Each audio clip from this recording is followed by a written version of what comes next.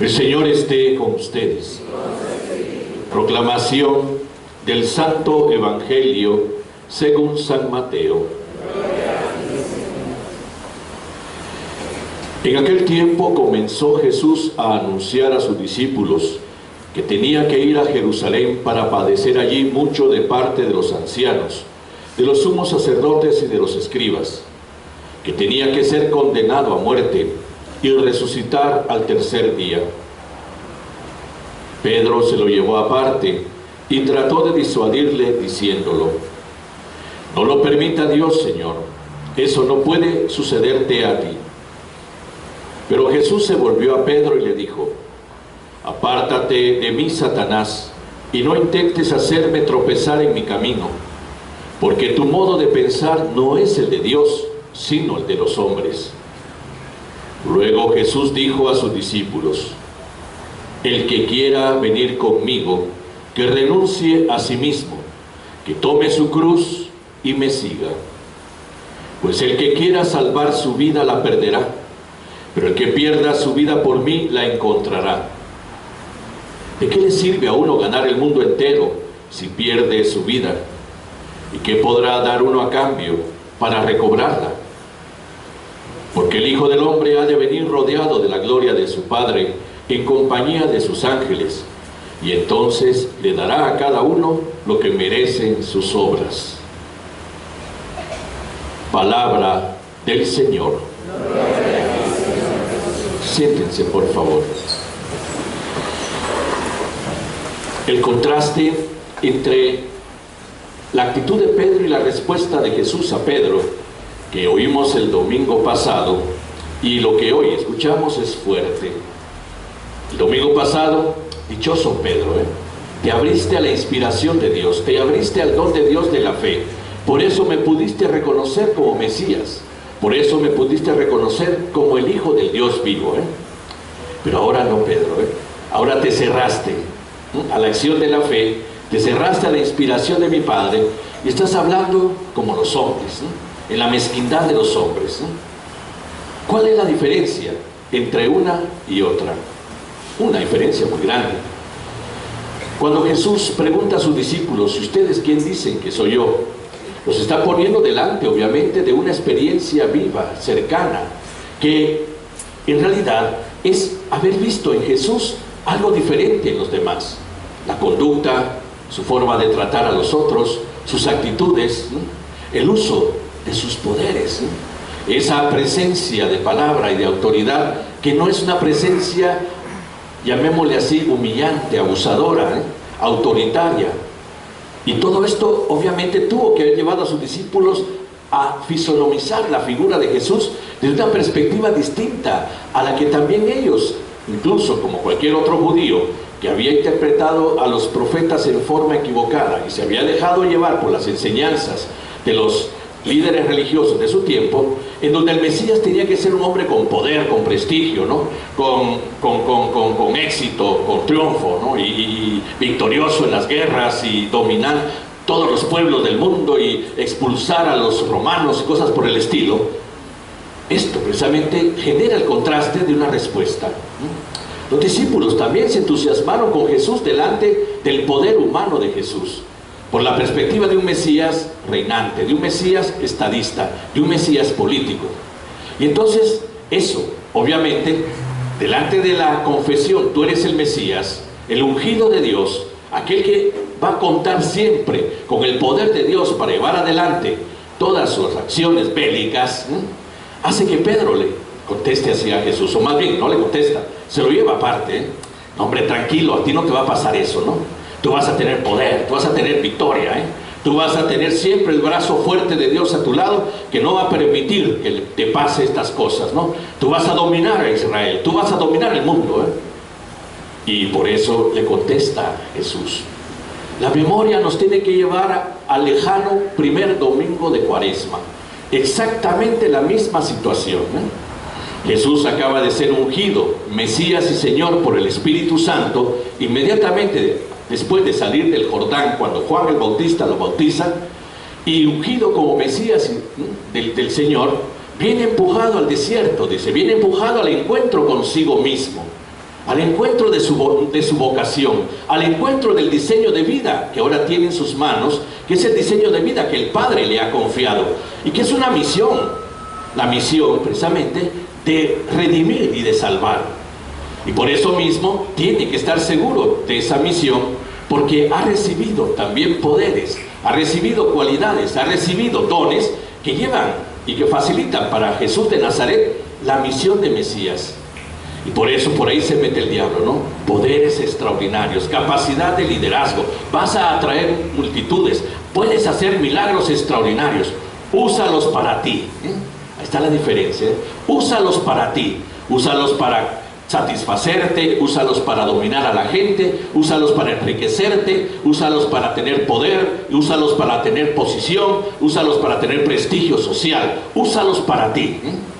El diablo intenta llevar a Jesús hacia el egoísmo, hacia pensar en sí mismo, ¿eh? Y por lo tanto Jesús lo rechaza. Él va a ser fiel, ¿eh?, a la misión del Padre, a su vocación de Mesías, que lejos de ser una vocación para sí mismo, es una vocación para los demás. Es aquel que va a dar la vida por amor.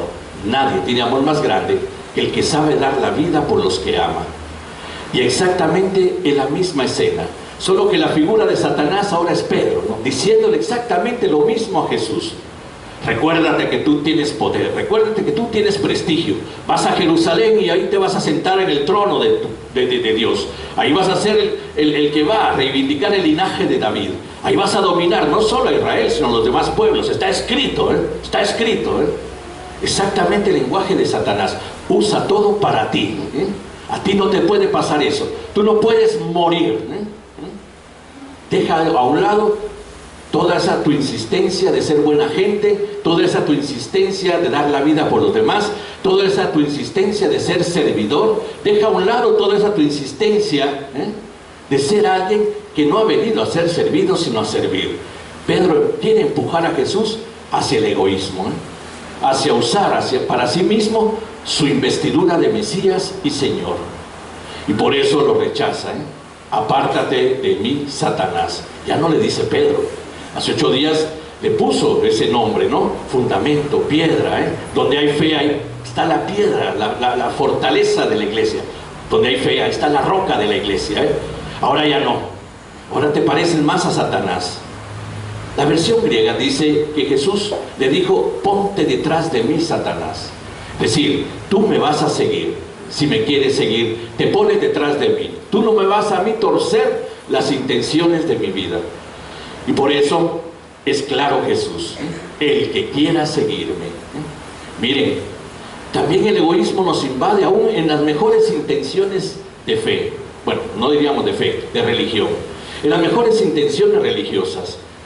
Por eso a veces caemos en la tentación de querer manejar a Dios a nuestro antojo, de que Él se oriente hacia nosotros, de que Él se oriente hacia nuestras peticiones, a la forma en que queremos que sucedan las cosas, a la forma en que queremos que se realicen. Nosotros también tenemos nuestra maquinación respecto a cómo cumplir con nuestros deberes religiosos, con la esperanza de ser retribuidos también. Y todo esto está en función mía.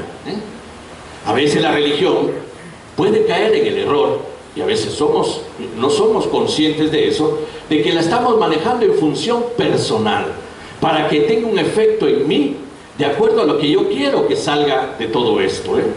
Claro que va a tener un efecto en mí, pero ese efecto en mí tal vez no va a ser como yo quiero que sea, ni como al final de cuentas me mueve a mí el quehacer religioso, de tal manera que ese quehacer religioso me corresponda, ¿eh? No, Dios te va a corresponder. Ya Jesús le ha hablado a sus discípulos de la búsqueda del reino de Dios y su justicia, porque lo demás les será dado por añadidura. Y eso nos lo dice ahora a nosotros. Por eso, de ahora en adelante, las condiciones las pone Él, ¿eh? Ya no nosotros. Las pone Él. Pedro, si me vas a seguir, te pone detrás de mí, ¿eh? Y si te pones detrás de mí con la decisión de seguirme, primero, renuncia a ti mismo, ¿eh? Eso que tú estás pensando, lo estás pensando también para ti. Tú, Pedro, y todos ustedes, los discípulos, están entusiasmados conmigo, ¿eh? Están entusiasmados de la posibilidad de que yo reine en Israel, de la posibilidad que yo tenga un gran poder humano, de la posibilidad que yo infunde un imperio, de la posibilidad que yo tenga capacidades de poder dominar a los demás. Ustedes están entusiasmados conmigo de eso, Por eso también puede ser que el seguirme esté ligado a eso. Me confesaste Mesías y Señor, y tienes que aprender cuál es el diseño de vida del Mesías y Señor, aquel que el Padre ha entregado, aquel que el Padre tiene en su infinita sabiduría previsto para la salvación del mundo, para la salvación de la humanidad. Entonces, Pedro, eso no significa que yo voy a usar las cosas para mí, y no significa que tú me vas a seguir para ti, para ti. Te pones detrás de mí y aprendes, Pedro. Aprendes que primero niégate a ti mismo, niégate a ti mismo. Ese negarse a sí mismo no es Pedro, seguirá siendo Pedro, pero el Pedro verdadero, el Pedro perfecto, el Pedro que realiza su vida, no lo que has hecho de Pedro ahora, porque tu egoísmo, tus ambiciones, Pedro, tu forma de pensar ahora está desfigurando al Pedro que tiene que ser. Y eso nos diría a nosotros, ese renunciar a nosotros mismos, es la desfiguración que hemos hecho de nosotros por medio del mal, del egoísmo, por medio del pecado, por medio de todo aquello que ha desfigurado nuestra figura de ser precisamente creados a imagen y semejanza de Dios. Por lo tanto, ese renuncia a ti mismo no es despersonalizarnos, sino encontrar nuestro verdadero yo desde el diseño de vida de Dios, desde el diseño de vida que Dios nos ha entregado el día de nuestro bautismo, que tiene como meta esa verdadera felicidad, esa verdadera libertad, esa realización de vida que Él ha prometido, y que para que se cumpla, el mismo Cristo entrega la vida, entrega la vida. Por lo tanto, Pedro, renuncia a ti mismo, a tus egoísmos, a tus ambiciones desmedidas, a esa forma de pensar que solo te ve a ti sentado, aclamado y aplaudido por multitudes, mandando a medio mundo, teniendo dinero, posición. Pedro, eso no es la vida que te ofrezco. Renuncia a ti mismo. Y ese renunciar a sí mismo parte primero del yo. Pongamos de referencia el mandamiento: vas a amar al prójimo como te amas a ti mismo. Amarse a sí mismo, amarse a sí mismo. El descubrimiento de la vida como un don de Dios que tiene que ser llevado a una realización. Volvemos al diseño de vida que se nos ha entregado el día de nuestro bautismo, que se realiza en la vocación personal. Ese diseño de vida se realiza en nosotros desde los dones, desde las cualidades que tenemos, desde la libertad, desde la voluntad, desde la inteligencia con la cual Dios nos ha dotado, que hace de nosotros personas con una vocación particular, con una identidad particular. Ese diseño de vida es el oriente que recibimos desde la verdad de Jesús, desde el Evangelio, para que todo ese equipaje pueda ir construyendo día a día esa plenitud de vida. Por lo tanto, tiene que ser entendido desde la perspectiva de Dios, que sabe que por ahí alcanzamos la verdadera felicidad. Y entonces a veces nos tocará decir no ante todo aquello que pueda echar a perder esa felicidad, que pueda echar a perder ese diseño. Veámonos nosotros en nuestra experiencia de vida hasta hoy. ¿Cuántos sís nos han echado a perder alegría, felicidad, tranquilidad, paz? Nos han puesto en conflicto con los demás. ¿Cuántos sís que hemos dicho a veces sin pensarlo? Tal vez motivados desde una visión equivocada de alegría, de felicidad, de bienestar. A veces en el egoísmo de pensar en nosotros mismos, ya no en la generosidad del amor por sí mismo, sino en la aventura de echar a perderlo todo. Me pongo a pensar en las personas que desde un sí cayeron precisamente en garras de un vicio, y quedaron prácticamente encarceladas en un vicio. Bastó un sí mal dado para que eso sucediera. No era necesario un no, ese negarse, para entrar en una dimensión de libertad, para entrar en una dimensión de perspectiva de vida que se realiza. Pues ese es el primero, Es decir, la capacidad de un no que pueda salvarme de muchas dificultades, de muchos problemas, de muchas tristezas. La capacidad de un no que me orienta y me reorienta hacia ese diseño de vida que Dios me ha dado. Negarse a sí mismo. negarse a sí mismo. Y claro, ese negarse a sí mismo, por ese no, siempre va a tener una repercusión hacia los demás. Por eso el amor a sí mismo inmediatamente está traducido en cómo voy a amar al prójimo. Kierkegaard, Søren Kierkegaard, un filósofo del siglo XVIII, pues, escribe sobre el amor, una cosa muy interesante.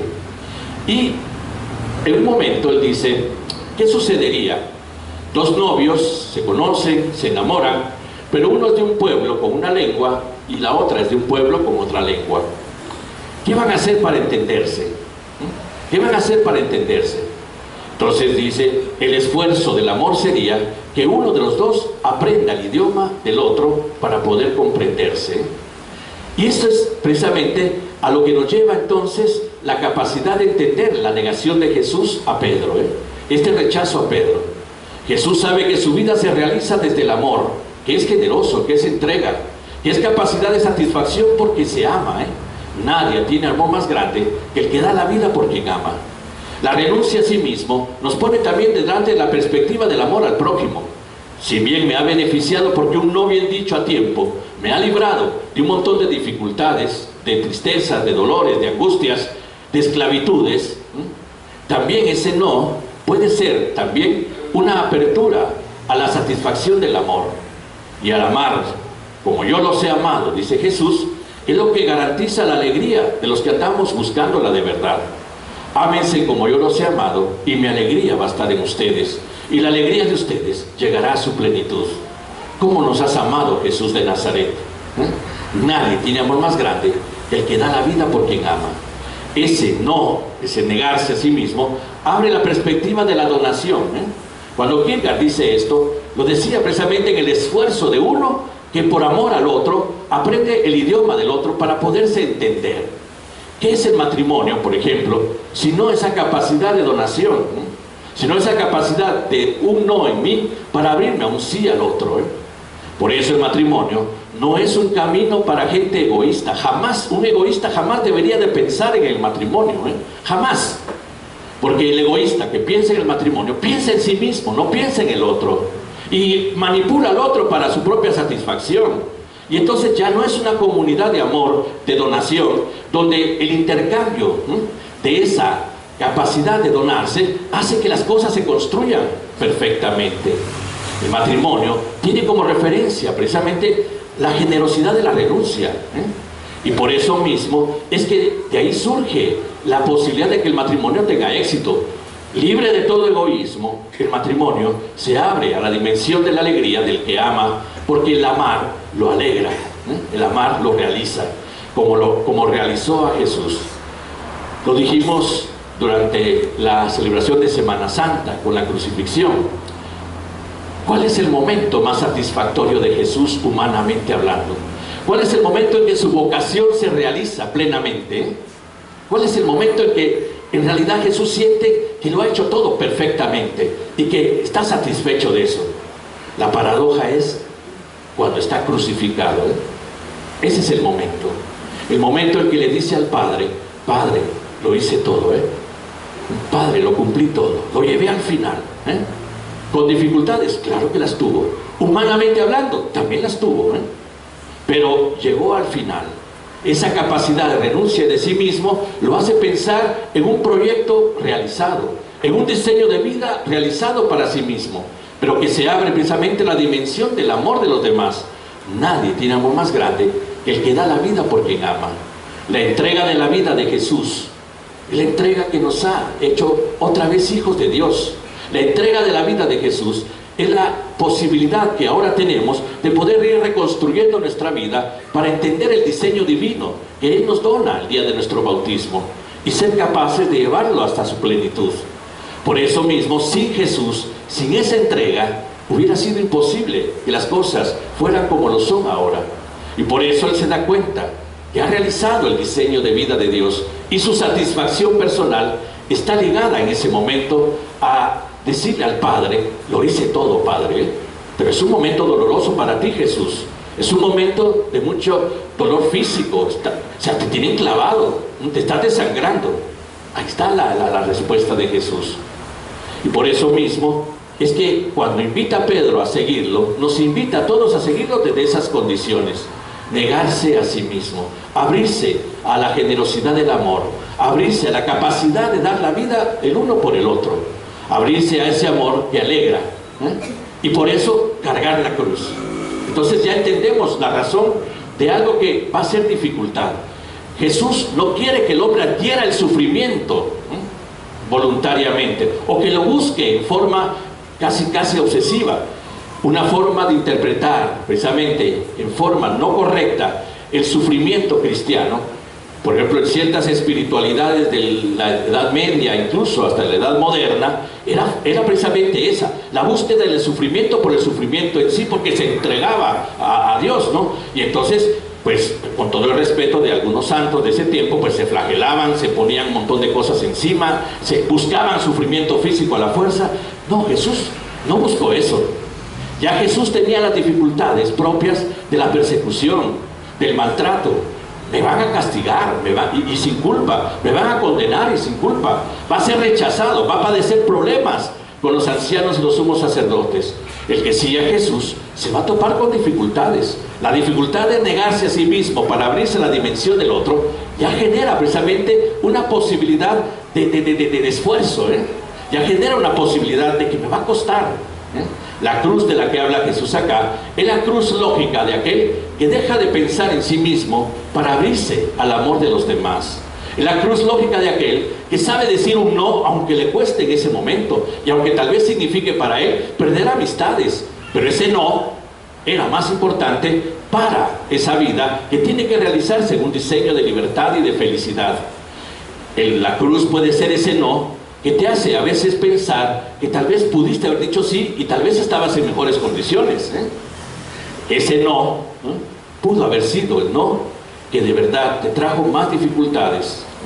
Y ese entrar en la dimensión del amor generoso al otro es precisamente la forma en que esa cruz se realiza, porque es lo que nos identifica con Jesús. Por eso a veces yo me siento incómodo con cierto grupo de católicos que niegan al crucificado, niegan el crucifijo, lo niegan. Yo tengo la cruz desnuda porque Cristo está vivo. Sí, está vivo, pero ¿cómo conquistó esa vida? ¿Cómo conquistó esa plenitud? Hoy lo estamos viendo. Cuando Él le dice a Pedro, toma tu cruz y me sigues, le está diciendo, Pedro, yo también llevo la mía. ¿Hacia dónde la llevo? Hacia mi muerte. ¿Y esa muerte qué es? La negación extrema de mí mismo por amor a ti, Pedro, y por todos los demás. Y por lo tanto recuérdalo siempre, recuérdalo siempre, hagan esto en memoria mía.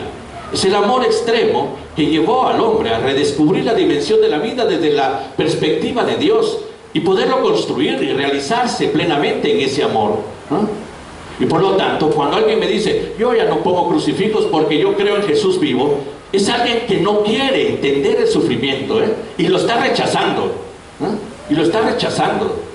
No quiere entender la referencia de la vida que tiene como consecuencia muerte.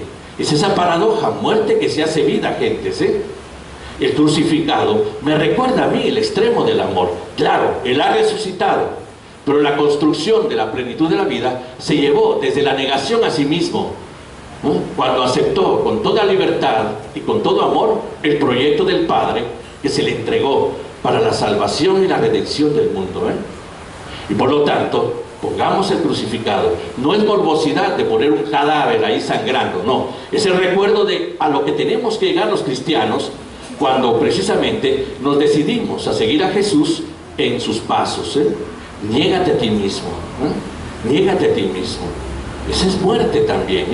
¿Cuántas muertes que se vuelven vida en nosotros? Un no que se vuelve liberación, un no que se vuelve alivio, un no que se vuelve en determinado momento luz para la vida. Ese no es muerte. Y por eso tenemos que entenderlo desde esa realidad del amor, que es desde nosotros mismos, también para los demás. Entonces Pedro habrá entendido, y lo entendió. Pedro al final imitará a Jesús en el mismo camino. Lo entendió, claro que lo entendió. Lo ama, porque Jesús le preguntará a Pedro, Pedro, ¿tú me amas más que a todos estos? Tú sabes, Señor, que te amo. Tú lo sabes todo, tú sabes que te amo. Y por eso mismo Pedro llega en la comprensión de esta llamada de atención fuerte de Jesús a entender, pues, que siguiendo a Jesús se realiza en plenitud la vida. Eso es lo que nos quiere decir ahora, pues. No hay otra forma de seguir a Jesús más que renunciando al egoísmo, porque el diseño del Padre para Jesús es el diseño del amor que llega al extremo de dar la vida por los que se aman. Por lo tanto, aquí no cabe el egoísmo humano. Piensas como los hombres, piensas en el egoísmo, en la mezquindad de los hombres, en la búsqueda de todo aquello que al final de cuentas desfigura, te ha desfigurado, Pedro, y te pueden seguir desfigurando. Niégate a ti mismo para entrar en la figura del Pedro verdadero, el Pedro diseñado por el Padre para ser feliz, para ser libre. Eso nos lo dirá hoy a cada uno de nosotros. Vamos a confirmar nuestra fe.